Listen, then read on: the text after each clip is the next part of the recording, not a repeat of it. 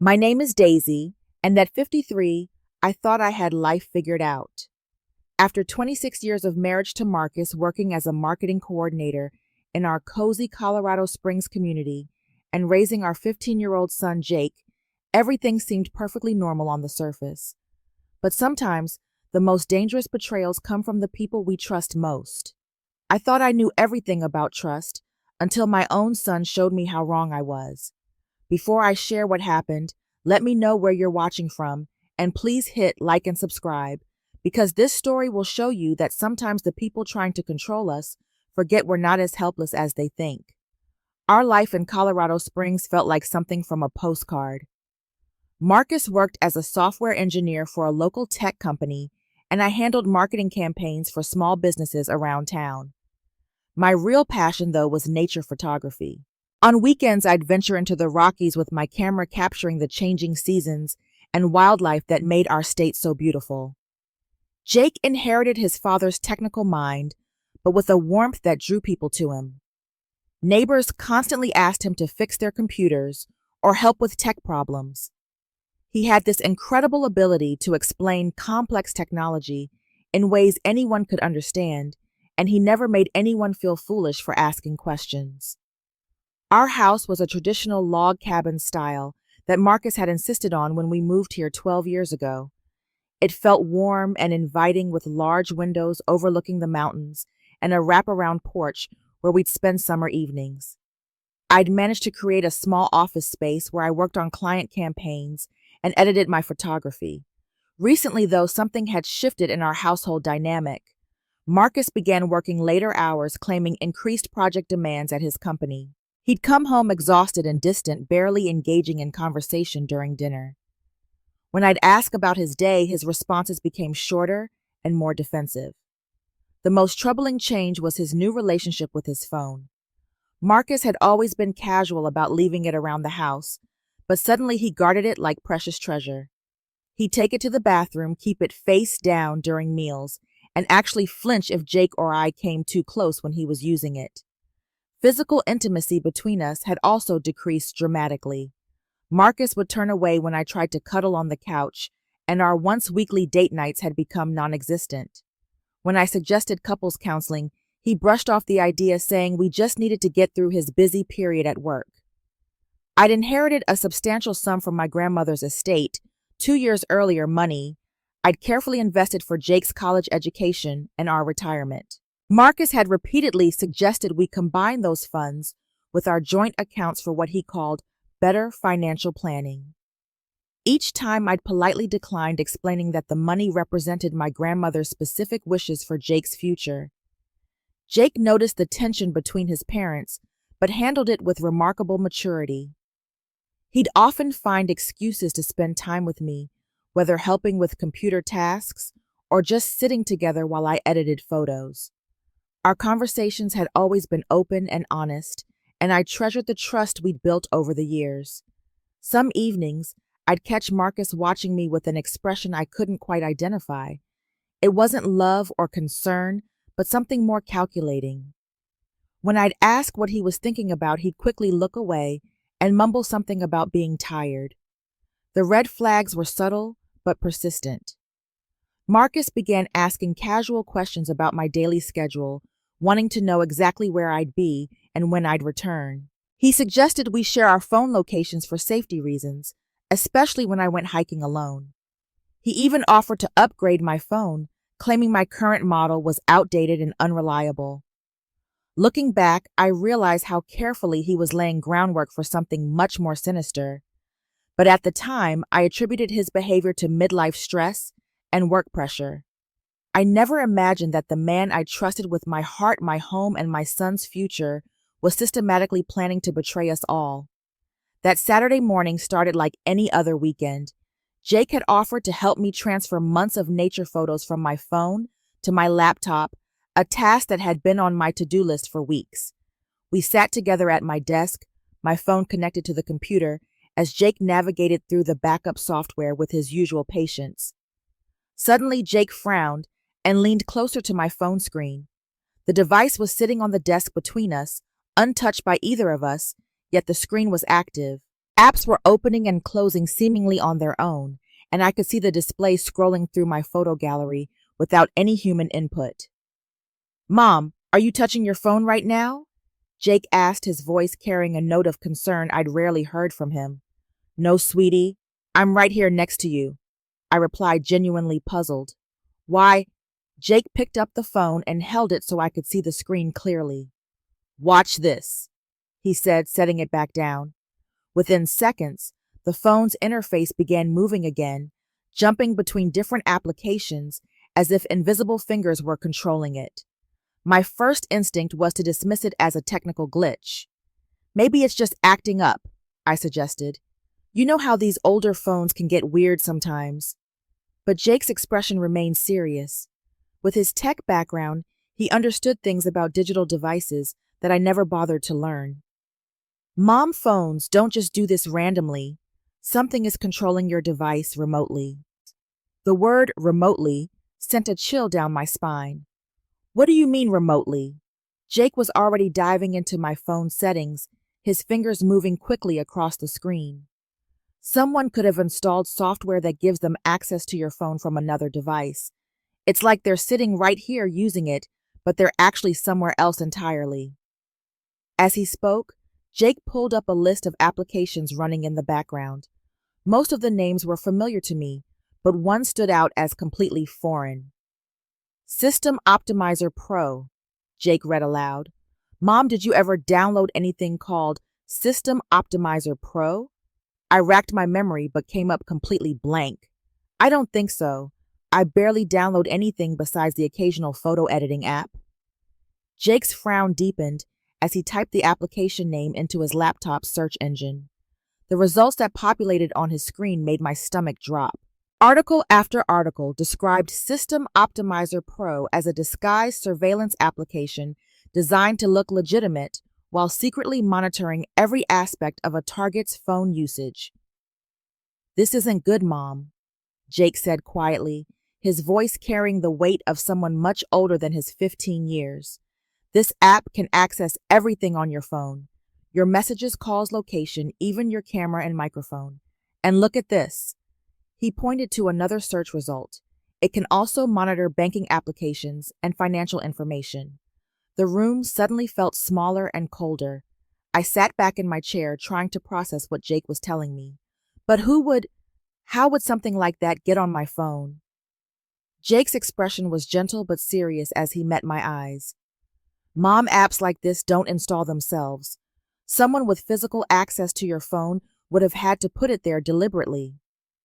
The implications hit me like a physical blow. In our household, only 3 people had regular access to my phone, me, Jake, and Marcus. Jake was sitting right here helping me discover the violation. That left only one possibility, and my mind rejected it even as my heart began to understand. I need to think about this, I whispered, but Jake was already pulling up more information on his laptop. Before we do anything else, let me show you what this app has been recording, he said, his voice steady despite the magnitude of what we were uncovering. Mom, I think you need to see exactly what's been happening. Jake spent the next hour walking me through a digital violation I never could have imagined. The spy application had been meticulously recording every aspect of my phone usage for months. Every text message I'd sent, every phone call I'd made, every website I'd visited, and every location I'd traveled to had been captured and transmitted to another device. The evidence was overwhelming and deeply disturbing. Jake showed me logs indicating that someone had been reading my private conversations with my sister, my work emails with clients, and even my personal notes where I'd sometimes jot down thoughts and feelings I shared with no one. But the financial surveillance was what truly terrified me. The application had been capturing screenshots every time I accessed my banking apps, recording account numbers, balances, and transaction histories. Jake discovered that my grandmother's inheritance account, which I'd kept strictly private, had been monitored down to the penny. Mom, look at this timestamp, Jake said, pointing to his laptop screen. The app was installed on your phone 3 months ago. Do you remember anything significant happening around that time? I thought carefully about the timeline. 3 months ago was when Marcus had first broached the subject of combining our finances more completely. He'd presented it as a practical matter, suggesting that keeping separate accounts was unnecessarily complicated for our taxes and retirement planning. When I'd explained that the inheritance money was specifically designated for Jake's education, Marcus had seemed to accept my decision. But apparently acceptance had been far from his actual response. Instead of respecting my wishes, he'd chosen to spy on me. Jake continued his investigation, uncovering even more disturbing evidence. The spy app had access to my phone's camera and microphone, meaning private conversations in our home had potentially been recorded without my knowledge. Photos I'd taken for work or personal use had been copied to the surveillance system. Most shocking of all, Jake discovered that someone had been using my phone's access to attempt logging into my financial accounts from other devices. The bank's security systems had prevented these unauthorized access attempts, but the logs showed repeated efforts to gain entry using information that could only have been obtained through the spy app. Whoever installed this wasn't just curious about your activities, Jake explained, his teenage voice carrying an adult understanding of the situation's seriousness. They were building a complete profile of your financial information and personal habits. This looks like preparation for something bigger. As Jake spoke, memories began clicking into place like pieces of a disturbing puzzle. All those times Marcus had seemed to know about my plans before I told him. The way he'd mentioned conversations I'd had with friends claiming he'd overheard them when I knew he'd been in another room. His uncanny knowledge of my work schedule and client meetings information I never directly shared with him. The violation felt suffocating. Every private moment, every personal thought I'd believed was mine alone, had been scrutinized by someone I trusted completely. The sanctuary of my own mind and personal space had been invaded in the most intimate way possible. Jake's next discovery made everything even worse. The spy application had been set up to send regular reports to an email address I didn't recognize. These reports contained detailed summaries of my daily activities, financial transactions, and communication patterns. Someone had been receiving detailed intelligence about my life on a daily basis. "We need to figure out who's behind this," Jake said, but we both already knew the answer.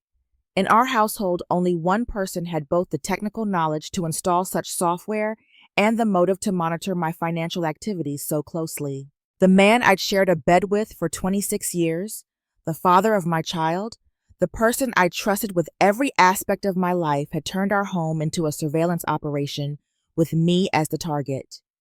Knowing what I now knew, I made a decision that went against every instinct I had as a wife and partner. Instead of confronting Marcus immediately, I chose to carefully observe his behavior while Jake and I gathered more evidence. If Marcus had been systematically violating my privacy for months, I needed to understand the full scope of his deception before taking action. Jake helped me set up a system to monitor when the spy app was being accessed remotely. We discovered that Marcus was checking my phone's data multiple times throughout each workday, usually during his lunch break and immediately after arriving at his office each morning. To test our theory, I decided to give Marcus false information and see how he responded. At dinner one evening, I casually mentioned that I was considering withdrawing a large sum from my grandmother's account to fund a major home renovation project we discussed years earlier. Marcus's reaction was immediate and telling. His fork paused halfway to his mouth, and his eyes became more focused and alert than I'd seen them in months. "Really? How much were you thinking about taking out?" he asked, trying to sound casual, but failing to hide his intense interest. "Oh, maybe 25 or 30,000, I replied, watching his face carefully. "I thought we could finally redo the kitchen and maybe add that deck extension you wanted." For the next 3 days, Marcus peppered me with questions about the renovation timeline, which contractors I'd contacted, and exactly when I planned to access the funds. His sudden enthusiasm for home improvement projects that he'd shown no interest in for years confirmed what Jake and I suspected. Meanwhile, Jake had been conducting his own investigation into our home's technology systems. What he discovered made our situation even more frightening. Marcus had been using his access to our home Wi-Fi network to monitor not just my phone, but potentially Jake's devices as well. Mom, he's been tracking my internet usage, my social media accounts, even my college application research. Jake told me one afternoon while Marcus was at work. He knows which universities I'm interested in, what scholarships I've applied for, and how much money we'll need for my education. The violation of Jake's privacy added a new dimension to my anger. It was one thing for Marcus to spy on me, his wife, in what might be characterized as a marital dispute. But surveilling our teenage son crossed a line that felt unforgivable. Jake's investigation uncovered even more disturbing evidence. Marcus had been using the information gathered from our devices to research legal strategies for accessing my inheritance money. Browser history on his work computer, which Jake accessed through Marcus's forgotten login on our home network, showed extensive research into Colorado's marital property laws and inheritance rights. Most alarming of all, Jake found evidence that Marcus had been in communication with a divorce attorney, not to end our marriage, but to explore legal ways to claim access to my separate financial accounts. Email drafts that Marcus never sent revealed a calculated plan to create a financial emergency that would force me to use the inheritance money, then claim marital rights to those funds. The emails painted a picture of a man who felt entitled to money that wasn't his money that my grandmother had specifically designated for her great-grandson's education. Marcus wasn't just spying on us. He was planning to steal Jake's future. One evening, as I tucked Jake into bed, despite his 15 years making the ritual somewhat ridiculous, he looked at me with eyes that seemed far too mature for his age. Mom, whatever you decide to do about Dad, I want you to know that I'll support you completely, he said quietly. What he's doing isn't just wrong, it's illegal, and it's not fair to either of us. The next morning, I made my decision. 26 years of marriage deserved honesty and direct communication, but systematic surveillance and financial manipulation deserved a response that matched the severity of the violation. It was time to involve the authorities. The Colorado Springs Police Department initially seemed skeptical when I called their non-emergency line to report digital surveillance within my own household. The desk sergeant who took my call suggested that marital disputes over phone usage might be better handled through counseling or family court rather than criminal investigation. But when I explained that we had documented evidence of unauthorized computer access and potential financial fraud, the tone of the conversation changed dramatically. Detective Sarah Williams, who specialized in cybercrime and domestic technology abuse cases, agreed to meet with Jake and me that same afternoon. Detective Williams arrived at our house while Marcus was at work, accompanied by Officer Rodriguez, a digital forensics specialist. Both officers were younger than I'd expected, but their professional demeanor and detailed questions immediately put me at ease. Jake took the lead in explaining our technical discoveries, walking the officers through the spy app's capabilities and showing them the evidence we'd collected. Officer Rodriguez connected specialized equipment to my phone and began conducting a more thorough forensic analysis than Jake and I could perform with our home computers. Mrs. Henderson, what you're describing constitutes several potential federal crimes, Detective Williams explained as Officer Rodriguez worked. Unauthorized access to computer systems, even within a household, violates federal computer fraud statutes. If we find evidence of identity theft or financial fraud, the charges become even more serious. As Officer Rodriguez dove deeper into my phone's data, his expression became increasingly grave. Detective, you need to see this, he called from across the room. The surveillance goes far beyond what they initially reported. The officer's analysis revealed that the spy application had been accessing not just my phone, but had created a backdoor into our entire home network. Through this access point, Marcus had been monitoring Jake's laptop tablet and even his gaming console communications. But the most shocking discovery was yet to come. Hidden within the network logs, Officer Rodriguez found evidence that Marcus had been capturing images from Jake's devices, including private text conversations with his girlfriend and screenshots of his college application essays and financial aid forms. This constitutes surveillance of a minor, Detective Williams said, her professional composure showing signs of personal disgust.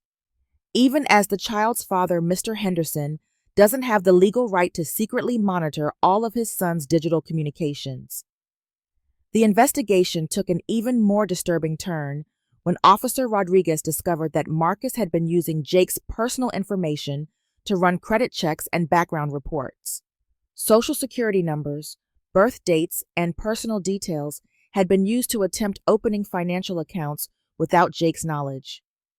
"We're looking at potential identity theft now," Officer Rodriguez announced. "And based on the timeline, these activities have been ongoing for several months." Detective Williams explained that the evidence we'd uncovered warranted a full criminal investigation. The charges could include computer fraud, unauthorized access to electronic communications, identity theft, and depending on what else they found, potentially financial fraud and stalking. "I want to be completely transparent with you about what happens next," Detective Williams said. "We'll need to obtain a warrant to search your husband's devices and any storage systems he may be using. This will likely result in his arrest, and given the federal nature of some of these crimes, he could face significant prison time if convicted." Jake, who had been quietly listening to the adult conversation, spoke up with a maturity that broke my heart. "Detective Williams, I want my dad to get help for whatever made him think this was okay. But I also want him to understand that what he did was really wrong and that actions have consequences." As the officers prepared to leave with copies of all our evidence, Detective Williams handed me her business card and a pamphlet about digital privacy protection. "Mrs. Henderson, I want you to know that you and your son showed remarkable courage in coming forward. Many people in your situation choose to handle these violations privately, which often allows the perpetrators to continue their behavior with other victims." That evening, as Jake and I waited for Marcus to come home to a house that would soon be very different, I realized that our decision to seek justice wasn't just about protecting ourselves. It was about establishing that trust, privacy, and consent mattered in relationships, and that violating those principles carried real consequences. Marcus arrived home from work that evening to find Detective Williams and Officer Rodriguez waiting in our driveway. I watched from the living room window as confusion, then recognition, then panic crossed his face in rapid succession. He knew immediately that his months of secret surveillance had been discovered. The officers approached Marcus with professional courtesy but unmistakable authority. I couldn't hear the conversation from inside the house, but Marcus's body language told the story clearly. His shoulders sagged as Detective Williams spoke, and his hands shook when Officer Rodriguez showed him the warrant for his arrest. When Marcus tried to enter the house, presumably to speak with Jake and me, Detective Williams gently but firmly redirected him toward the police car. Our 26-year marriage was ending not with a conversation or argument, but with handcuffs and Miranda rights. Jake stood beside me at the window watching his father's arrest with a combination of sadness and resolve that reminded me how much he'd grown up over the past few days. "Are you okay, sweetie?" I asked, putting my arm around his shoulders. "I'm sad, but I'm not surprised," Jake replied quietly, "and I'm proud of us for doing the right thing, even though it was scary." The search warrant execution revealed evidence that exceeded even our worst suspicions. Marcus had been storing months of our personal data on external hard drives hidden in his office. Photos, conversations, financial records, and even audio recordings from our home had been systematically collected and organized. Most disturbing of all, the police discovered that Marcus had been using a second phone purchased secretly to access our stolen information and communicate with various contacts about potential financial opportunities. He'd been sharing details about my inheritance with people outside our family, exploring ways to leverage the information for personal gain. The legal proceedings moved swiftly. Marcus's employer, a company that required security clearance for all software engineers, terminated his employment immediately upon learning of the charges. His professional reputation, built over 20 years, was destroyed within 48 hours of his arrest. Jake surprised everyone, including myself, by asking to provide a victim impact statement during the court proceedings. Standing before the judge with poise that belied his 15 years, Jake explained how the surveillance had violated his sense of safety and privacy in his own home. Your Honor, I understand that my father is going through something that made him think these actions were acceptable, Jake said, but I want him to understand that his choices affected not just my mother, but me too. I don't feel safe sharing personal thoughts or feelings in our house anymore because I learned that privacy isn't guaranteed even with family. The evidence against Marcus was overwhelming. Computer forensics experts testified about the sophisticated nature of the surveillance system he'd created. Bank representatives explained how the unauthorized access attempts violated federal financial protection laws. Even Marcus's own internet search history, filled with research about inheritance laws and financial manipulation tactics, worked against him. Marcus's attorney tried to characterize the surveillance as a misguided attempt to protect his family's financial security, but the prosecution's evidence painted a clear picture of calculated deception and illegal activity. The judge was particularly disturbed by the evidence of surveillance targeting Jake, noting that monitoring a minor's private communications exceeded any reasonable parental oversight. The final verdict included convictions on multiple federal charges: computer fraud, unauthorized access to electronic communications, identity theft, and financial stalking. Marcus was sentenced to 36 months in federal prison, followed by 3 years of supervised probation, with restrictions on internet and computer usage. As the court session ended and Marcus was led away to begin his sentence, I felt a complex mixture of relief, sadness, and something I hadn't expected: pride. Jake and I had faced a terrible violation of trust and privacy, but we'd responded with courage and integrity. We'd proven that even when the people we love most betray us, we have the strength to seek justice and protect ourselves. 6 months after Marcus's sentencing, Jake and I have built a new life that feels both different and authentically ours. The divorce proceedings finalized quickly given Marcus's criminal convictions, and I was awarded full custody of Jake, along with protection of all my separate financial assets. Jake's college applications were submitted with his grandmother's inheritance fully secured for his education. He was accepted to several prestigious technology programs, and his experience with our digital privacy case actually strengthened his application essays about cybersecurity and ethics. What could have been a traumatic disruption to his future instead became a catalyst for his academic and professional interests. I've returned to my photography with renewed passion, recently organizing my first exhibition titled Hidden Perspectives at our local community center. The photographs explore themes of privacy observation and the difference between being seen and being surveilled. The opening night drew a larger crowd than I'd expected, including several other women who approached me to share their own experiences with digital violations in relationships.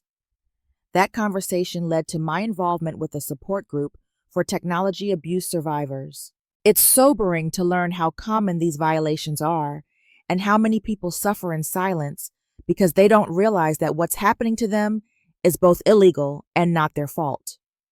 Jake sometimes joins our meetings sharing his technical knowledge to help other families identify and address surveillance situations. Professional counseling has been instrumental in processing the complex emotions that come with discovering such a fundamental betrayal. My therapist helped me understand that Marcus's actions weren't a reflection of anything I did wrong, but rather a manifestation of his own insecurities and entitlement issues that had been hidden for years. Dating feels like a distant possibility right now, but I'm not closed to the idea eventually. The experience with Marcus taught me the importance of maintaining my independence and trusting my instincts when something feels wrong. Any future relationship will be built on explicit communication about boundaries, privacy, and mutual respect. Jake has thrived despite the trauma of discovering his father's betrayal. Our relationship has grown stronger through the shared experience of seeking justice together. He's become an advocate for digital privacy rights, speaking at school assemblies and youth groups about recognizing and reporting technology abuse. We've implemented comprehensive security measures throughout our home and devices. Jake taught me about phone encryption, secure banking practices, and how to recognize signs of unauthorized access. What once felt like intimidating technology now feels like empowering knowledge that helps me protect my family's safety and privacy. The financial independence lesson has been perhaps the most valuable outcome of this entire ordeal. I now advise other women to maintain separate financial accounts and to trust their instincts when partners show excessive interest in controlling or monitoring their money. Financial autonomy isn't about lacking trust in a relationship. It's about maintaining the personal agency that makes true partnership possible. Our local community rallied around us throughout the legal proceedings, and that support continues today. Neighbors check in regularly, friends include us in social activities, and Jake's teachers have been incredibly understanding about the family changes he's navigated. Looking back, I realized that our greatest vulnerabilities became our greatest strengths. The phone Marcus used to spy on us became the tool that freed us both. Jake's technical curiosity, which Marcus had exploited to gain access to our network, ultimately became the skill that exposed his crimes and protected our future. I've learned that trust isn't about never doubting. It's about knowing you have the strength to act when doubt becomes certainty. It's about building relationships where privacy is respected, where questions are answered honestly, and where love doesn't require surrendering your personal autonomy. The most important lesson, though, is that we're never as helpless as someone trying to control us wants us to believe. Marcus thought he could manipulate our family's future through surveillance and deception, but he underestimated the power of honesty, courage, and the unbreakable bond between a mother and son who refuse to accept betrayal as normal. Sometimes, the people who try to control us forget that knowledge is power, and when we have the knowledge to act, we also have the power to change everything. Have you or someone you know ever dealt with digital surveillance in a relationship? Share your thoughts in the comments below about how technology should and shouldn't be used in families. If this story helped you recognize warning signs in your own life, please like and subscribe to support others who might need to hear these messages. Share this video with anyone who could benefit from understanding their rights to digital privacy and personal autonomy. Thank you for watching, and remember that your privacy, your trust, and your peace of mind are worth protecting. Stay strong, stay aware, and never forget that you deserve relationships built on respect rather than surveillance.